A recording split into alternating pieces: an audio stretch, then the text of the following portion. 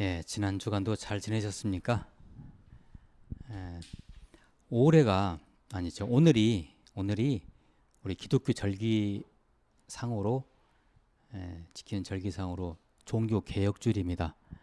연휴 때 같으면 우리가 그 거기에 맞게 종교계에 관계되는 말씀을 선포하는데 오늘은 그냥 다른 말씀으로 나누고자 합니다. 1517년에 마틴 루터가 그 95개항을 발표함으로 말미암아 종교개혁이 시작됐죠.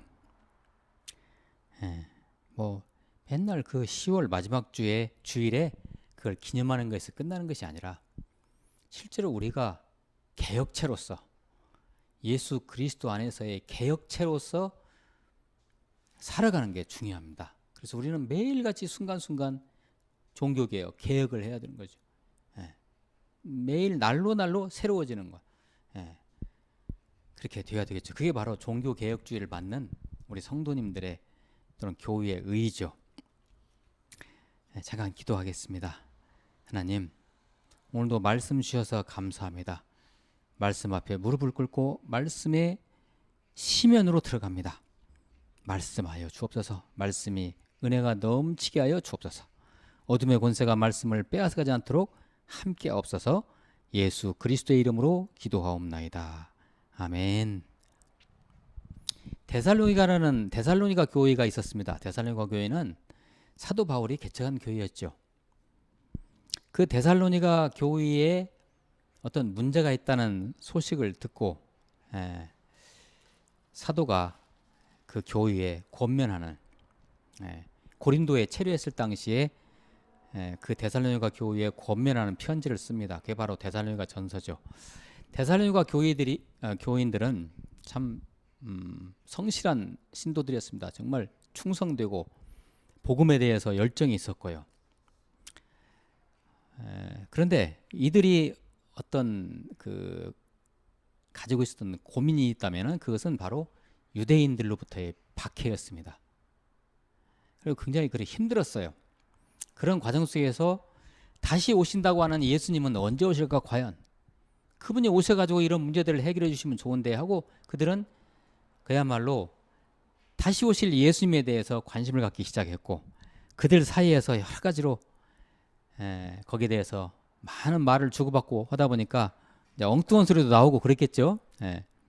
그래서 그 재림에 대한 잘못된 인식 이런 걸 가지고 서로 논란을 하고 또 어떤 분들은 완전히 예수님이 다시 온다고 하니까 그냥 이 땅에서 삶을 나는 포기할래 뭐 이런 식으로 나오는 사람도 있었고 그래서 바울이 그것을 정리해 주기 위해서 쓴 책이 데살로니가 전서입니다.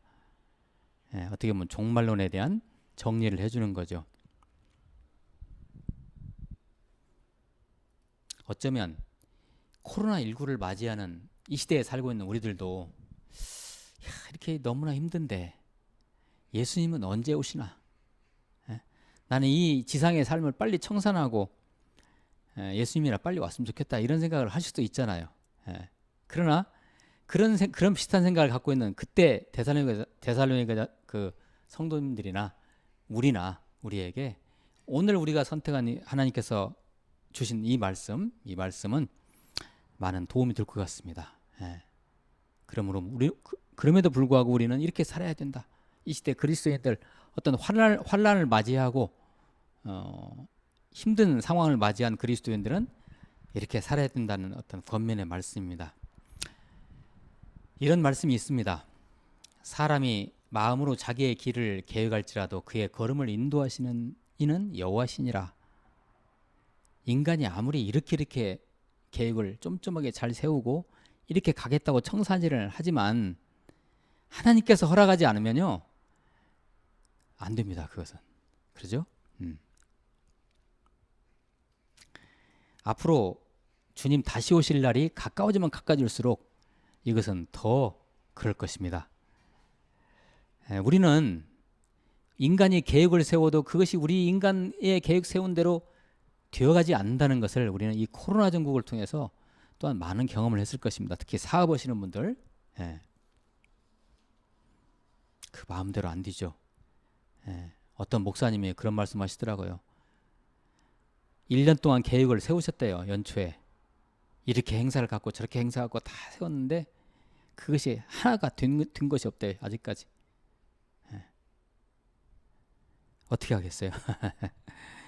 옛날에는 옛적에는 재능이 있는 사람들, 재능이 있고 부지런만 하면은 무언가를 할 수 있는 그 여지가 있었습니다. 이룰 수 있는. 코로나 시대에는 그러한 법칙이 통용되지 않습니다. 이것은 무엇을 의미할까요?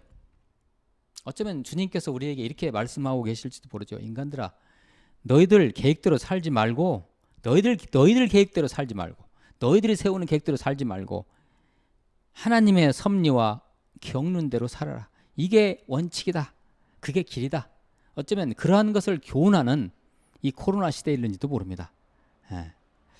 존경하는 우리 무드교의 동역자 여러분, 데살로니가전서 5장에서 우리에게 이 시대는 이렇게 살아야 한다는 권면을 마치 주는 것 같습니다. 그 당시에 AD 1세기에 준 권면이지만 어쩌면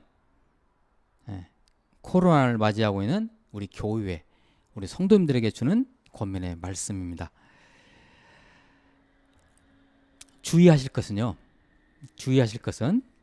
이것이 이 말씀이 어떤 신앙생활에 있어서 우리의 삶에 있어서의 비법이 아니라 원칙이라는 것입니다. 원칙.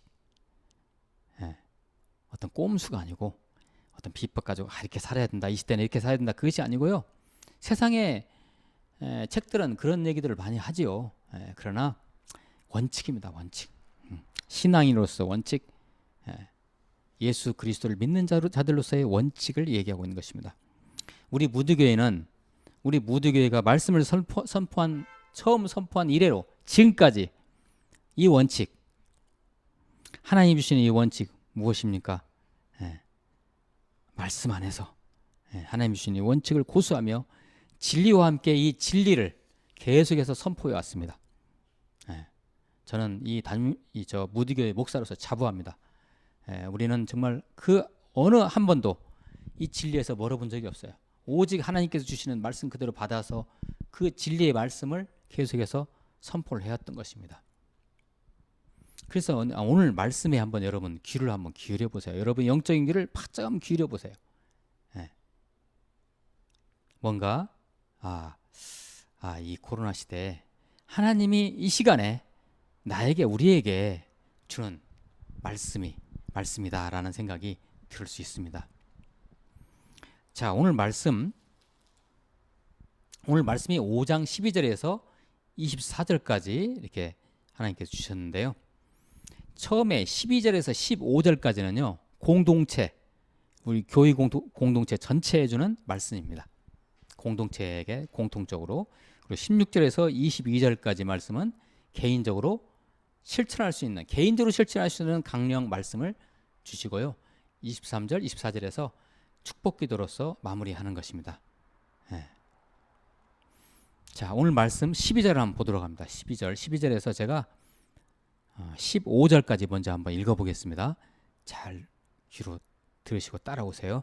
형제들아, 우리가 너희에게 구하노니 너희 가운데서 수고하고 주 안에서 너희를 다스리며 구원하는 자들을 너희가 알고 그들의 역사로 말미암아 사랑 안에서 가장 귀히 여기며 너희끼리 화목하라. 또 형제들아, 너희를 권면하노니 게으른 자들을 권계하며 마음이 약한 자들을 격려하고 힘이 없는 자들을 붙들어주며 모든 사람에게 오래 참으라. 삼가 누가 누구에게든지 악으로 악을 갚지 말게 하고 서로 대하든지 모든 사람을 대하든지 항상 선을 따르라. 어떻게 보면 사도가 오늘 권면하는 이 말씀이 데살로니가 교인들에게 딱 걸맞지 않는 말씀일 수 있지만 제가 초대에 말씀드렸다시피 이것은 신앙의 원칙입니다. 자, 이렇게 저렇게 살고 이렇게 저렇게 헤매고 사는 성도들에게 원칙적으로 이 말씀을 선포하는 것입니다. 자, 이렇게 살으십시오. 자, 이렇게. 자, 우선 12절이 좀 이렇게 이해하기가 이렇게 쉽지는 않은 것 같아요. 이 12절, 13절 이 부분이 너희 가운데서 수고하고 주 안에서 너희를 다스리며 구원하는 자 누구겠습니까? 교회의 지도자입니다. 지금식으로 말하면 목회자들이죠. 예, 그들을 너희들이 귀히 여겨라. 이게 12절 얘기입니다. 13절 중반절 상반절까지는 그들의 역사로 말미암아 사랑 안에서 가장 귀히 여겨라. 그러니까 그들이 하는 사역, 그 목회자들이 하는 사역을 귀히 여겨라 이런 얘기죠. 예. 근데 이것은 상당히 중요한 얘기입니다. 우리가 신앙을 지키는 데 있어서 여러분들이 섬기는 교회의 담임 목사와 얼마나 친합니까? 영적으로 친밀합니까? 이게 굉장히 중요합니다. 예. 더 나아가서는 그 담임 목사님에 대한 여러분들은 어떤 애정을 가지고 있습니까? 근데 그것은 인간적인 애정이라기보다도 그 여러분이 섬기는 교회의 담임 목사에 대해서 애정을 갖고 있다는 것은 그건 뭐냐? 교회를 사랑하는 거예요. 예수님을 사랑하는 거죠. 예수님을 사랑하는 것이 담임 목사님에 대한 관심과 사랑으로 나타나는 거죠. 저는 이제까지 신앙생활을 해오면서 그 교회의 담임 목사님 또는 목회자죠. 담임 목사님뿐만이 아니고 그 목회자들에게 아주 친밀하게 잘했던 물론 거기서 서로 상처도 받고 막 그러겠지만 잘했던 분들을 제가 이렇게 봐왔는데요. 예, 이렇게 말씀드리면 좀 뭐하지만 복을 많이 받더라고요. 보니까 정말로 묘하죠. 예, 그게 어떤 영적 원리인 것 같아요. 그래서 그걸 권면합니다. 쉽게 말해서 그냥 단도직입적으로 사도가 너희들 목회자한테 잘해라 이런 얘기예요. 예, 잘해라. 그리고 목회자들에게 잘할 뿐만 아니라 너희들끼리도 서로 화목해라. 서로 잘 지내라. 이게 공동체에서 신앙인으로서의 원칙이다 이게. 예. 그리고 이제 14절에서는 이제 계속해서 권면합니다. 형제들아 너희를 권면하노니 게으른 자들을 권계하며 게으른 자들을 영적으로 게으른 자들 교회 안에 공동체에 있을 수 있잖아요. 그들을 잘 인도해라. 잘 인도해라. 그리고 마음이 약한 자들 좀 감정이 기복이 심하다든지 생각이 조금 짧다든지 아니면 의지가 박약하든지 해가지고 교회 공동체에 힘들게 하는 사람들이 이 마음이 약한 자들이에요. 그 마음이 약한 자들을 격려해라. 격려해라 이러네요. 혼내지 말고 서로 이렇게 격려하고 힘이 없는 자들 힘이 없는 자들이라는 건 아픈 자들, 육신적으로 아픈 자들 또는 정신적으로 아픈 자들, 마음으로 아픈 자들, 힘들은 자들, 힘이 없는 자들. 그래서 뭔가 신앙생활을 또 제대로 못하는 자들을 붙들어주며 모든 사람에게 오래 참으라. 모든 사람이라는 건 앞에서 들었던 그런 사람들이에요. 게으른 자들, 마음이 약한 자들, 그다음에 힘이 없는 자들을 어떻게 그들에 대해서 괜히 뒷소리 하지 말고 그들을 뭐라고 하지 말고 또 막 소곤거리지 말고 그들에 대해서 어떻게 해라? 기다려주고 이렇게 하면서 그들을 끝까지 기다려줘라 이런 얘기죠. 이 교회가 영적으로 성장하는 데 있어서 아주 귀한 덕목입니다. 이 부분이. 그 교회 안에 공동체에 있는 사람들이 서로서로에 대해서 화목하면서 이해해주고 권면해주고 세워주고 기다려준다면요. 그 교회는 부흥하는 교회입니다.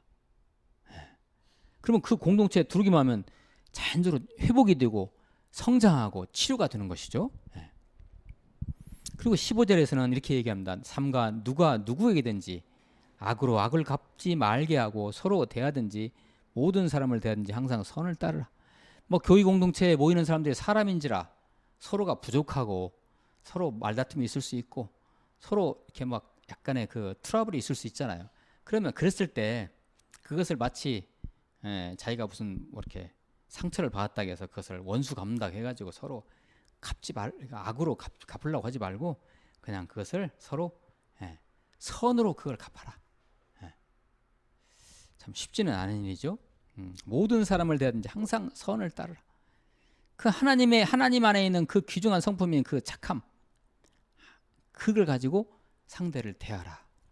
이것은요, 보통 세상에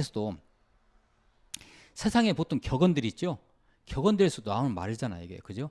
누군가가 나에게 악행을 했을 때 그것을 악으로 갚지 마라. 왜? 악으로 갚으면 계속해서 전쟁이 끊이지 않죠. 그럼 평생 전쟁하다가 살 수 있어요. 그러지 말고 그것을 선으로 다시 갚아서 그것을 그렇게 인도를 받아라 이런 얘기입니다. 그리고 이제 16절부터는 이제 개인적인 권면 들어갑니다. 16절 유명한 구절이죠. 우리 다 암송하는 구절이고 16절입니다. 항상 기뻐하라. 말이 그렇지 항상 기뻐할 수 있습니까? 우리가 우리의 삶의 환경과 우리의 여러 가지 환경들, 우리의 주위를 보면, 세상을 보면 기뻐할 수 있는 그러한 여건이 안 되죠. 그죠? 별로 기뻐할 수 있는 여건이 안 돼요. 그러나 나를 보고 내 상황을 보고 세상을 보면 기뻐할 수가 없어요. 그러나 하나님을 바라보면 그분 안에 있는 소망을 볼 때 우리는 충분히 기뻐할 수 있습니다. 충분히. 그래서 항상 기뻐하라. 항상 기뻐하라. 항상 주님을 바라보고 그 안에 있는 소망을 바라보면서 기뻐하라 이것입니다. 그 다음에 쉬지 말고 기도하라. 쉬지 말고 기도하라. 여러분 쉬지 않고 기도하고 계십니까? 쉬지 말고 기도하라는 건 뭐죠? 계속해서 끊이지 않게 마치 우리가 호흡이 안 끊어지듯이 하나님과 계속해서 교통하라는 것입니다. 하나님과 교통하는 것이 바로 그 기도죠. 그렇죠? 물론 뭐 심야기도, 수요기도, 새벽기도, 뭐 매일기도 이렇게 할 수 있지만 그것은 하나의 형식이고요. 하나님과 끊임없이 교통하는 거 이게 바로 기도죠. 이게 쉬지 말고 하나님과 교통을 하라. 그 다음에 이제 16, 18절이죠. 범사에 감사하라. 이것이 그리스도 예수 안에서 너희를 향하신 하나님의 뜻이니라. 범사에 감사하라. 내 관점에서 삶을 바라보면요, 우리는 감사할 수 있는 조건이 하나도 없을 것입니다. 그렇죠? 이것저것 불평불만이 있고 부족함이 있고, 글쎄요, 감사. 설령 감사를 해왔다 할지라도 타성에 젖으면 또 감사도 안 나와요. 하나님이 모든 것의 주관자이시고 주인이라는 것을 생각하면, 내가 주인공이라고 생각하면 감사 안 나옵니다. 그러나 하나님이 주인이시고 나는 종이라는 생각으로 생각하면 반드시 감사가 나올 것입니다. 하나님을 항상 생각하는 거죠. 주권자가 누구냐를 생각하는 것이요. 이것이 영어로 think입니다. 여기서 나온 게 thank예요. 감사하다는 말이 생각하다 했어요. 나온 어원이 생각하다예요. 하나님을 생각하면 그 감사가 저절로 나오죠. 그렇죠? 지금 이 순간에 내가 생명과 호흡이 있는 것만도 감사 아닙니까? 지금 응급실에서 내가 실려가지 않은 거 얼마나 감사해요. 내가 지금 병원 베드에 누워있지 않은 것이 얼마나 감사합니까? 그렇죠? 하나님을 생각하면 하나님이 그렇게 인도하신다. 자, 그래서 이렇게 항상 기뻐하고 쉬지 말고 기도하고 범사에 감사하는 이것이 바로 이것이 그리스도 예수 안에서 너희를 향하신 하나님의 뜻이다 이거예요. 아주 육중한 권면이죠. 중요한 권면이죠.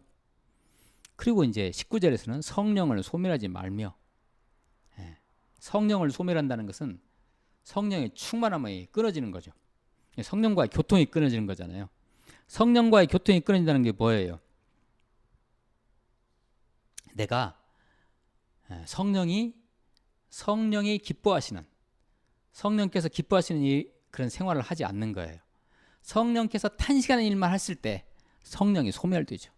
성령과의 교통이 끊어지는 것이죠. 우리가 삶 속에서 우리가 살아가면서 그런 때 많이 있으시죠? 우리 일상 삶에서 그런 것을 그런 성령과의 계속해서 그 성령의 소멸되는, 성령과의 교통이 끊어지는 그런 모든 조건과 행동들을 전부 다 가지치게 해라. 일상 삶을 그렇게 관리해라 이런 것입니다. 그 다음에 20절입니다. 예언을 멸시하지 말고, 예언이라는 것은 미리 선포된 말씀이라는 뜻도 있지만 회중들 앞에서 선포된 하나님의 말씀이라는 뜻이 있습니다. 그러니까 어떻게 보면 이 시대에 저와 여러분들에게 맞는 예언의 의미는 뭐냐? 선포된 말씀, 그 말씀을 뭐예요? 멸시하지 마라. 여러분들이 오늘 이제 이 주일의 말씀을 받습니다. 그러면 이것을 멸시한다는 게 뭐냐? 이 말씀을 받았어요. 주일의 말씀을 받으셨으면 이 말씀을 가지고 일주일을 살아가셔야 돼요. 만약에 이 말씀을 망각해버리고 그냥 살아가신다면 그것이 바로 예언을, 하나님의 말씀을 멸시하는 거예요. 예. 자, 그래서 그 주일날 받은 말씀 가지고 일주일을 그 에너지, 말씀의 에너지 가지고 살아가시는 거죠. 이게 바로 예언을 멸시하지 말라는 그런 의미입니다. 21절, 범사에 헤아려 좋은 것은 취하고, 여기서 좋은 것이라는 건 선한 거예요. 앞에서 비슷한 말씀 나왔었죠. 예. 좋은 일이라면 흉내라도 내십시오. 예. 우리가 인간의 상식적으로라도 이것은 좋은 일이다, 착한 일이다 생각되면 하나님도 그거 착한 일입니다. 하나님 관점에서도. 가령 우리가 어디 가서 누구에게 헌신을 한다든지 봉사를 한다든지 힘든 사람 있는 사람은 도와준다든지 경제적으로 힘든 사람을 어떻게 도와준다든지 육신적으로 아픈 사람을 여러모로 이렇게 배려를 한다든지 이런 것도 전부 다 선한 일 아니겠어요? 그죠? 예. 범사해야 좋은 것은, 그런 선한 것은 항상 취하라. 예.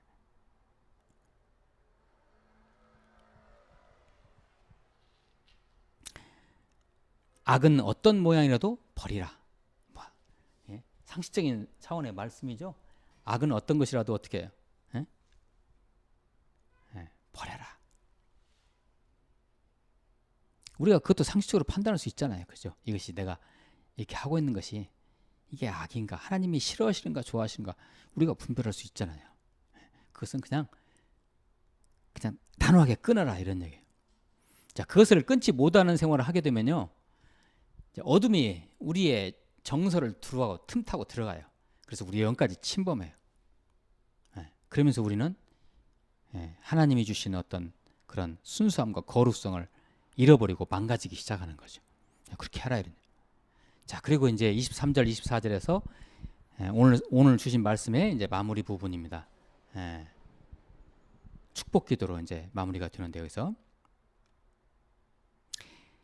23절, 24절을 같이 한번 읽어봅니다. 시작. 평강의 하나님이 친히 너희를 온전히 거룩하게 하시고 또 너희의 온 영과 혼과 몸이 우리 주 예수 그리스도께서 강림하실 때 흠없게 보존되기를 원하노라. 너희를 부르시는 이는 미쁘시니 그가 또한 이루시리라. 아멘. 지금 이 순간도 하나님이 우리를 향한 뜻이, 목적이, 취지가, 방향이 거룩이라는 것을 오늘 말씀을 통해서 우리는 알 수 있습니다. 하나님이 우리를 통해서 뭘 요구하시겠습니까? 돈을 요구하시겠습니까? 아니면 우리가 세상에 잘 나가는 걸 요구하시겠습니까? 아니면 뭐래요? 그러죠. 하나님의 영 안에서 하나님과 같이 교제하는 거예요. 하나가 되는 거죠. 그게 봐요. 하나님의 거룩 안에 우리가 들어가는 거죠. 오늘 말씀이 그렇게 돼 있죠. 친히 너희를 온전히 거룩하게 하시고, 그러죠. 하나님이 우리를 거룩하게 하셨죠. 그러죠. 네, 그 방향이 거룩입니다. 하나님이 우리를 향해서 하나님이 원하시는 방향이, 그 거룩을, 하나님이 우리에게 주신 그 거룩함을 가지고 거룩하게 살아가라는 말씀입니다. 코로나19 시대에도 하나님이 우리를 향한 뜻은 뭘까요? 거룩입니다. 이 거룩이라는 것이 굉장히 포괄적이고 때로는 추상적으로 들릴 수 있지만요, 거룩이에요. 이렇게 어려운 상황 속에서도, 이런 어려운 삶을 살아가면서도 우리를 통해서 누가 드러나야 돼요? 하나님이 드러나는, 예수 그리스도가 드러나는 것이 바로 거룩이죠. 하나님이 원하시는 게 그거죠. 오늘 말씀에서요, 23절 말씀에서 온전히 거룩하게 하시고 그랬는데, 온전이라는 게 완전이라는 거예요. 원래 원어적 의미가 이게 완전이에요. 양적으로 하나님이 그렇게 하셨다는 거예요. 우리를 거룩하게 인정하셨지 않습니까? 그죠? 우리는 거룩한 사람. 주 안에서 우리는 내가 거룩하니 너희도 거룩하라. 거룩할지어다. 그죠? 우리가 하나님 안에서 거룩해졌죠. 그리고 좀 내려가시다 보면 흠없게 돼 있죠. 우리 주 예수 그리스도께서 강림하실 때 흠없게 보존되기를 원하노 돼 있죠. 여기서 흠없게라는 것이 이게 바로 온전입니다. 질적으로 이렇게 거룩해지는 거예요. 바로 이 부분은 바로 우리가 거룩을 이미 하나님으로부터 받았던 우리가 이루어가야 할 거룩입니다. 이 부분이 어떻게 온전히 하나님의 완전한 거룩을 받은 우리가 삶을 살아가면서 온전히 질적으로 온전하게 그 거룩을 어떻게 살아내야 돼. 이루어 가야 되는 것이죠. 할렐루야. 예. 이렇게 사는 것이요. 하나님이 우리를 통해서 원하시는 거예요. 그래서 이 힘들게 살아가고 있는, 그래서 환난 가운데 핍박 가운데 살고 있는, 그리고 종말론 가지고 헷갈리고 있는 데살로니가 교인들에게 사도가 이걸 가지고, 이 원칙을 가지고 권면하는 거예요. 저도 여러분에게 그렇게 권면합니다. 이 어려운 이 환난의 시대에 다른 거 없습니다. 다른 비법 없습니다. 이런 원칙, 신앙의 원칙 가지고 그냥 아둔하게 보이고 멍청해 보일지라도 그렇게 가는 것이죠. 그리고 거기에 그런 말씀에 순종하는 자세가 너무도 중요합니다. 누가 뭐라 해도 지금은 환난의 시대죠. 환난을 겪을 때 우리는 하나님이 이 환난을 면하게 해주십시오라고 우리는 기도할 수 있죠. 당연하죠. 인지상정입니다. 그것은. 그런데요, 환난의 시대 때 내가 환난의 중심에 있다고 했을 때 많이들 힘드시잖아요. 지금 어쩌면 우리는 주님 앞에서의 우리의 민낯, 주님 앞에서의 우리의 민낯 즉 우리의 현주소를 우리는 밝히 깨닫게 되고 보여줄 수가 있는 것입니다. 코로나19 시대에, 이렇게 힘든 시대에 지금 여러분이 주님을 대하고 있는 자세, 예배 태도, 교회를 보는 여러분의 인식, 비대면 예배를 드리면서 여러분들이 교회에 대해서 갖는 관심의 정도, 이런 여러분들의 모습들이 여러분의 하나님 앞에서 진짜 모습입니다. 그러니까 이 코로나19 시대에 사람들이요, 정말 이게 밝게 보여지는 거예요. 하나님 앞에서. 사람들 앞에서는 안 보일 수 있겠지만 하나님은 중심을 보시죠. 아, 네가 나를 무시하는구나. 네가 교회를 무시하는구나. 네가 이 비대면 예배를 네가 경시하는구나. 하나님은 다 아시죠. 그래서 여기서 나눠져요. 이런 코로나 시대에는 진짜 성도들도 알곡과 쭉정이가 나눠지고요. 교회도요. 진짜 예배하는 교회와 그렇지 않은 교회, 그냥 행사만 따라가는 교회, 이런 교회와 진짜 나눠질 수가 있는 거죠. 저와 여러분은 지금 하나님, 우리 구주 예수님 앞에서 어떻게 보면 실전 모의고사를 치르고 있는 것입니다. 이 코로나19 이 시대. 하나님, 우리 예수님은 여러분을 낱낱이 그래서 평가하고 계세요. 실전 모의고사. 어떠십니까? 어떻게 살아가시겠습니까? 물에 빠진 사람들처럼 어차피 우리는 현실적으로 우리 스스로 구할 수 없다고 한다면 어떻게 하시겠습니까? 지금 여러 가지 힘든 상황들이 우리에게 지금 닥치고 있어요. 그렇다면 우리 힘으로 못해요. 여러분, 코로나가 우리의 모든 삶을 이렇게 방해할 때 우리가 할 수 있는 한간 당연히 한계가 있죠. 못해요. 우리가 할 수 있는 건 못하는 거죠. 그러면 어떻게 해요?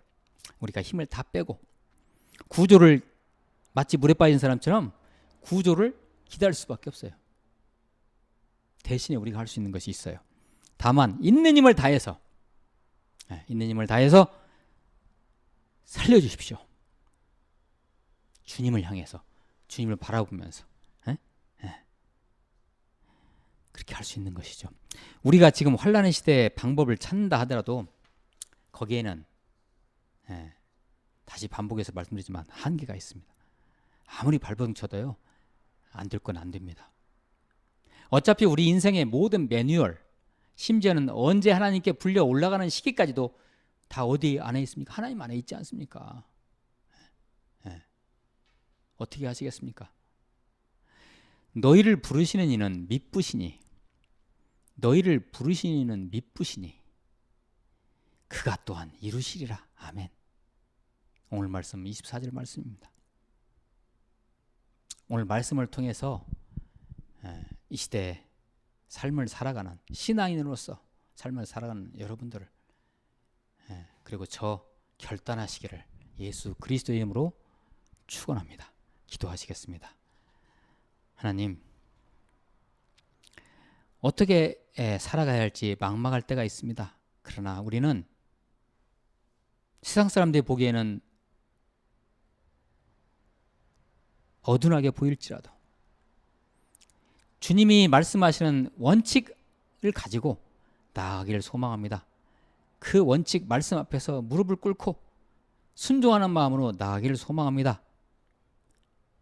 하나님께서 모든 것을 이루시기를, 우리를 만드시고 부르시는 분도 하나님이시기 때문에 우리를 통해서 반드시 하나님의 뜻을 우리의 거룩을 통해서, 하나님이 주신 거룩을 통해서 이룰 것이라고 믿고 나아갑니다. 그렇게 인도하여 주시옵소서. 축복하옵고 예수 그리스도의 이름으로 기도하옵나이다. 아멘.